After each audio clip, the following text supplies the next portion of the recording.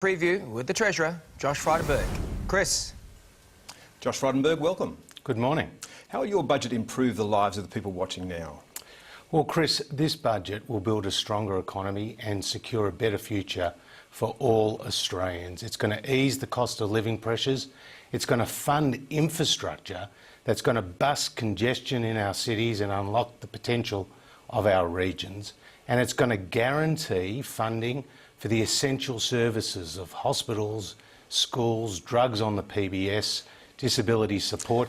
This is the dividend, Chris, from a strong economy, a secure job and better services. We read this morning that you're going to be sending out cheques in the mail to people to help with their power prices. Isn't that looking a little desperate? This is an acknowledgement, Chris, that there are cost of living pressures, and this support is going to go to around 4 million Australians, pensioners, aged pensioners and those on the disability support pension, people who are on carer payments, single parenting payments and veteran payments. And do you think it's good policy?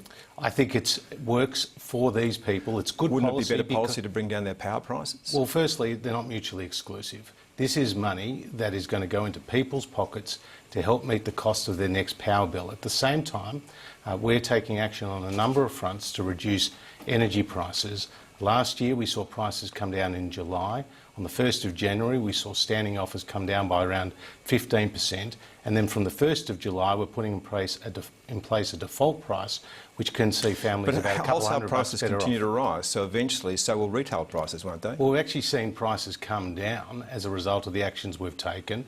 We're underwriting new generation. We're building Snowy 2.0. We've got more gas into the market and we've taken on the energy networks. How much money will people get? Under this plan, they're going to actually get 125 if they're a couple and 75 if they're a single. And how long will that last through winter? Well, it's going to go towards their next power bill, and of course we're taking action to reduce power prices across the board. Is this the only time that you'll be sending out cheques in the mail in the budget? Are you looking at family benefits and things like that? Can we expect to see a cash splash on the way in? This is not a time for cash splashes. You're just doing it. We're just asking you how much you're going to do. This is a time for responsible spending, targeted spending into key areas that lifts the productive capacity of the economy.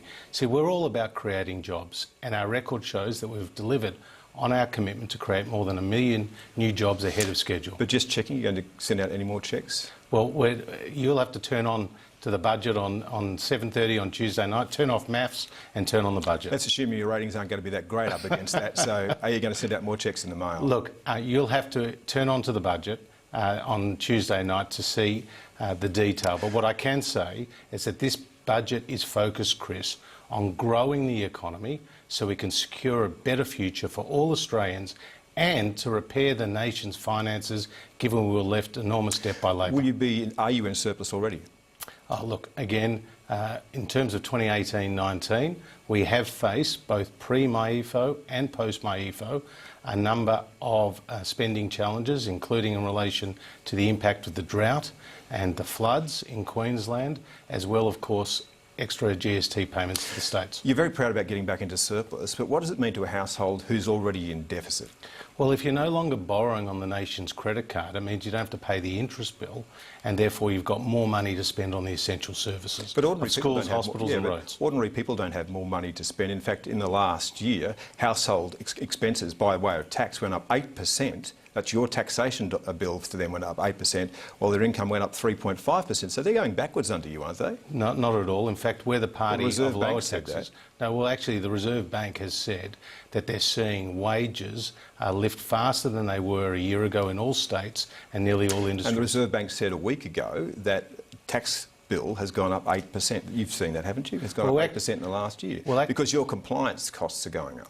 Well, Chris, in terms of taxes, they'll always be lower under the coalition, and what we delivered in last year's budget was $144 billion of tax cuts, which will see 95% of taxpayers better off. And Bill Shorten wants to reverse those legislated tax cuts, and it doesn't matter if you're going to run a business or go to work or put extra money in super or buy a property or buy a share, you'll pay higher taxes under Labor. Are you bringing forward your next round of tax cuts? Well, again, you will have to turn on Tuesday night to see what we do in relation But we to already tax. know the shape of them. They're actually aimed at higher income levels this time around. And if you do deliver them under the form that you've talked about them, the average income earner between $50,000 and $90,000 will get an extra 20 cents a week in a tax cut. Hard to get excited about that. Well, our $144 billion worth of tax cuts that we've already legislated will actually see 95% of taxpayers better off. They're the tax cuts that Labor is promising to reverse because they don't believe in lower taxes, they believe in higher taxes. Should you be giving out all this money at the time when the economy is softening? Well, in terms of the threats to the economy or the challenges to the economy, they're real. What we've actually seen is the impact of global trade tensions and Brexit, and we've seen slower growth in other global economies. Here at home, we've seen the impacts of the drought. Farm GDP came down by around 6% over the last year, and we're also seeing a slowdown in the housing market. This is exactly the worst time for Labor's new housing taxes because if you push down house prices as the Labor Party is promising to do... It's not a house tax, they're getting rid of a tax deduction, as you have been doing, as we've seen from the tax office. Actually, they're increasing the capital gains tax by 50%. Yeah, but the other thing too is what they're doing with negative gearing. 1 in 10 people actually benefit from that. Why shouldn't the other 9 in 10 benefit from it? Well, actually, Wayne Swan said it would be economically disastrous to get rid of negative gearing, and he was right. Yeah, and we saw Joe Hockey say that it was time to go back to negative gearing and have a look at it and to make sure that we didn't reward people for speculation. So who should we believe? Well, we should believe... Joe Hockey? No, we should believe what the Master Builders Association have said. When they say this Labor policy will cost 32,000 jobs, see 42,000 fewer homes being built. We should listen to the Property Council. We should listen to the independent economists who say as a result of Labor's policy, rents could go But why up should the 9 in 10... and houses will go down. We're talking about a prices tax will go down. deduction. Why should those people enjoy a tax deduction when 9 in 10 don't get it? Why don't we just take that money and redistribute it to them? Well, actually, the vast majority of the people who are investing in property have a taxable income under $80,000, and over 70% of those people only have one property.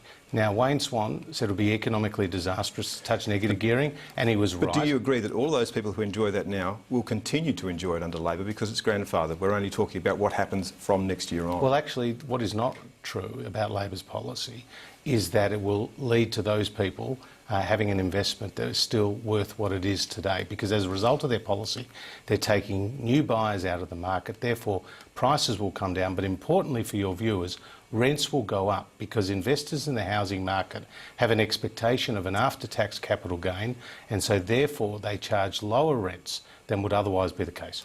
Would you have a surplus at all if the National Disability Insurance Scheme wasn't vastly underspending, if it wasn't totally mismanaged? Well, in terms of the National Disability Insurance Scheme, let me be absolutely clear. The Commonwealth will meet every cent of its commitment to the National Disability Insurance Scheme, and it will be fully funded in this budget. But it hasn't met what it's budgeted this year, has it? Well, we've actually met every commitment. It's a demand-driven program, and as of the end of last year, there were 250,000 people who were in the NDIS, 78,000 of whom hadn't received disability support before, and it's going to 460,000. We have fully funded the NDIS. Just to get clear on this, it's underspent, hasn't it, by somewhere between $2.5 billion and $5 billion, and that money's going onto your budget bottom line, isn't it? That's helping to give you a surplus. Well, firstly, they're your numbers. Is that true? Give me your numbers. Okay, well, you'll have to, again, wait for the budget on Tuesday. Is that in the ballpark? Has it underspent? Well, it's a program that's in transition, and a program that has currently 250,000 and will move up to having 460,000. But Chris, this is the key point.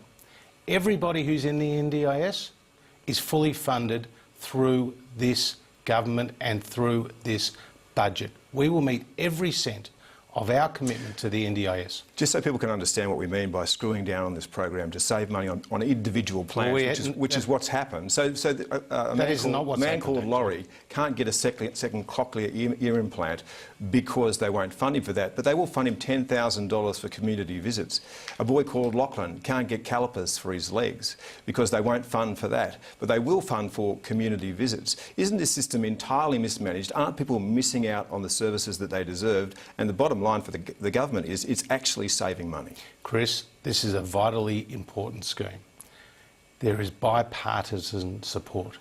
We have fully funded the NDIS, and when fully rolled out, it will affect and support 460,000 Australians. Already, Chris, there is 250,000 people in the NDIS, 78,000 of whom have not received support. Is 6 ministers in 6 years good government for the NDIS? Well, what is important for the NDIS is that the scheme is fully rolled out and we get the support to people who need it. We're absolutely committed to this program. It's a demand-driven program and we've fully funded it in this year's budget. We're heading into election campaign. This is clearly an election budget. Would you say you've been a good government?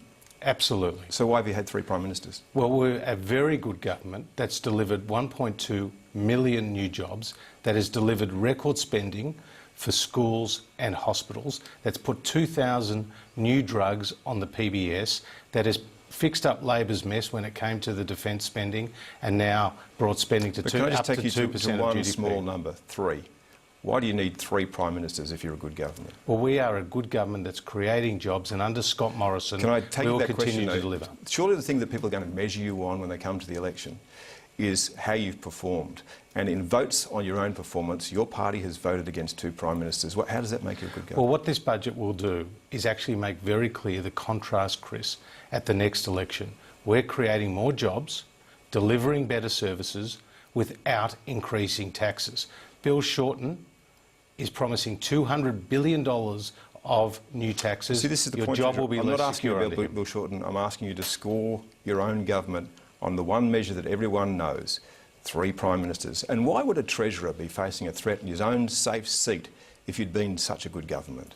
Well, we don't take any seat for granted when it comes to the next election, and that is obviously what every side of politics should do as well. But when it comes to our achievements, it's our jobs record. It's the fact that in this budget we'll be delivering the first surplus in over a decade. That is a very significant achievement. We're paying back Labor's debt for the first time since Peter Costello paid back Labor's debt too. And again, if you are so good, if the economy is so good, why aren't people feeling it and why aren't they rewarding you?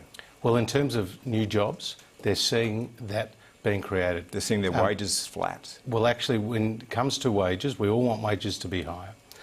But the Reserve Bank of Australia has said that wages has picked up. And they said household income is going down. And wage prices index is actually up 2.1%.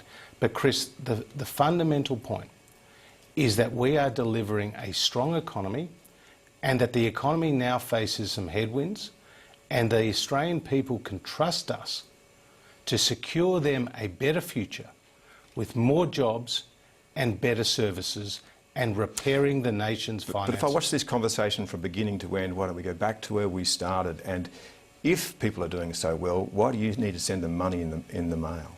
Well, we have a series of measures in this budget which will actually ease cost of living pressures, and the money that is going today to those 4 million Australians, to pensioners, to people on veterans payments, to people on carer payments, to single parenting payments.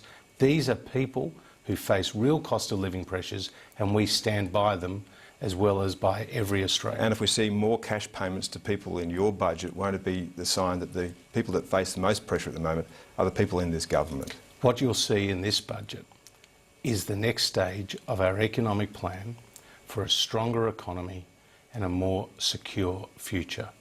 That is what the Morrison government has delivered, and that is what the Morrison government will continue to deliver. Just finally, can I take you back to 6 years ago when you came into this government under Tony Abbott? Did things turn out the way that you imagined they would? Well, of course, I'm in a different position than I was then. So is everybody else. And Seems to be a bit of a problem with this government. Well, we are looking. There's always changes in portfolios. I'm really excited about these opportunities as Treasurer, and I'm really looking forward to the budget on Tuesday night. Can I take you back to 6 years ago, and if we've been having this conversation, one of the measures you would have used for the Labor Party were the number of Prime Ministers that they had, and that was the reason that they deserved to lose, wasn't it? The measure that I and our government will stand by is the number of jobs we've created, the better services we've delivered, the fact that today the Australian economy is stronger than the economy we inherited. Economic growth is higher. Unemployment is lower. Business investment is stronger. And more Australians are in a job. Josh Frydenberg, we'll leave it there. Thank you. Good to be with you. Wow.